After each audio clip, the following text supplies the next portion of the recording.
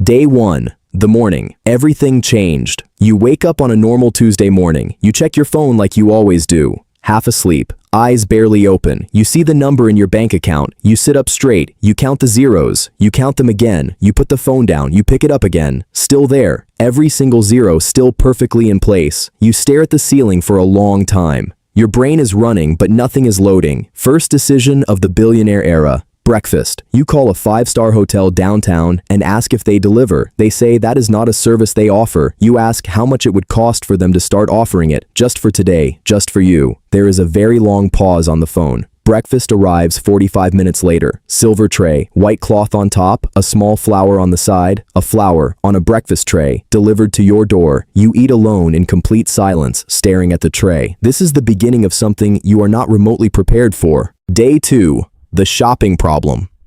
You go shopping on day 2. Simple enough plan, except now there is no budget. No number to stay under. No limit of any kind. And you discover almost immediately that having no limit is actually more stressful than having one. You stand in a store for 20 minutes holding 2 versions of the same jacket. One costs $400. One costs $4,000. You cannot justify the difference. But you also cannot stop thinking about it. You buy both. You wear one and carry the other under your arm for the rest of the day, just in case. In case of what? You have no idea. You go to a car dealership, the salesman shows you a red one, you buy it immediately. He mentions there is also a black one. You buy that too. He starts showing you more cars with increasing enthusiasm. You realize what is happening and you leave the building before things get worse. 3 cars by the end of the day, a wardrobe that makes no sense for any version of your life, and the quiet, unsettling realization that unlimited money does not make decisions easier. It makes them harder. Nobody ever tells you that part. Day 5. Learning to live with staff. On day 5, you hire a personal assistant. Her name is Caroline. Caroline is extraordinarily professional. Caroline has a clipboard and she uses it at all times. Caroline schedules everything, plans everything, anticipates everything before you even know you need it. You ask Caroline to schedule lunch. She asks for your preferences. You say somewhere good. She sends a list of 14 restaurants with ratings, reviews, and current reservation availability within the next 2 hours. You stare at the list for 10 minutes, completely unable to choose. You ask Caroline to just pick one. She picks one without a single moment of hesitation. It is the greatest lunch of your entire life. Caroline is already the most important person you have ever encountered. You also hire a personal chef. He arrives with 12 bags of ingredients, 3 different knife sets, and the quiet confidence of someone who has cooked for people far more important than you and knows it. You ask him to make a grilled cheese sandwich. He pauses for exactly 1 moment. He makes the grilled cheese. It takes 22 minutes. It is the single greatest grilled cheese sandwich in the recorded history of human civilization. A grilled cheese that makes you question every meal you have ever eaten before this moment. You will never be able to eat a normal grilled cheese again. You hire a driver named Gerald. Gerald never speaks unless you speak first. Gerald always knows exactly where to park. Gerald is never late, never lost, never flustered by anything. Gerald is the most quietly reliable human being you have ever encountered in your life. Day 10. The private jet problem.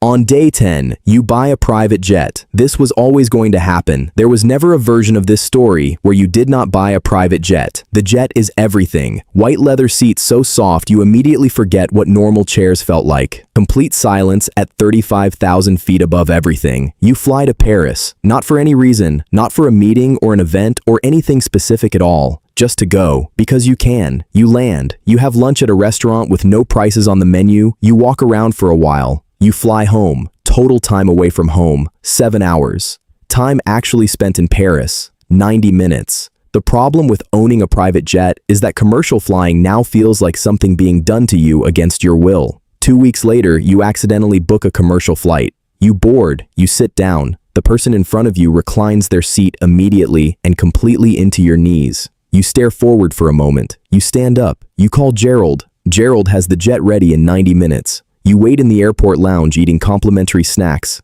This is fine. Everything is absolutely fine. Day 15. Everyone wants something. Something changes around day 15. Word gets out. It always gets out. People you have not spoken to in years start texting out of nowhere. Relatives you genuinely did not know existed begin to appear. Everyone has a business idea. Everyone has an investment opportunity. Everyone has something that just needs a small push to get off the ground. You rent a conference room just to feel official about all of it. Long table, chairs, a water pitcher in the middle that nobody touches. Caroline sits at the end with her clipboard. Gerald waits outside in the car. Person after person comes in with ideas. Day 20, the island problem. You buy an island on day 20, a small one, private, quiet, completely yours, just to see what it actually feels like to own an island. Day 1 is perfect. White sand, clear warm water, absolute silence, no people, no noise, no schedule. Day 2, you realize there is no Wi-Fi. You have Wi-Fi installed. This takes 6 hours. During those 6 hours with no internet, you sit on a paradise beach and stare at the horizon and realize how deeply dependent you are on being connected to everything at all times. Day 3, you run out of the good snacks, the specific ones. You have to wait for a boat to bring more from the mainland. The boat takes 4 hours. You sit on your private beach on your private island in perfect warm sunshine, waiting for snacks to arrive by boat. You are fully aware that this is a problem belonging to an extremely small number of people on Earth. This awareness does not make the 4 hours pass any faster. Day 4, you fly back home. The island is genuinely beautiful. But the island has no Caroline. No Gerald, no chef. The island has nothing but beauty and silence, and eventually a snack logistics problem. You put it on a luxury rental platform before the week is out. Someone pays $40,000 for a single week. Day 30. The last day. On day 30, you sit quietly and try to make honest sense of all of it. You owned an island for 4 days and waited 4 hours for snacks on a perfect beach. You had the greatest grilled cheese sandwich ever constructed by human hands. Jed is fueled and waiting. Gerald is downstairs in the car. Caroline has tomorrow completely mapped out to the hour. The chef is already planning breakfast, and it will be extraordinary, as always.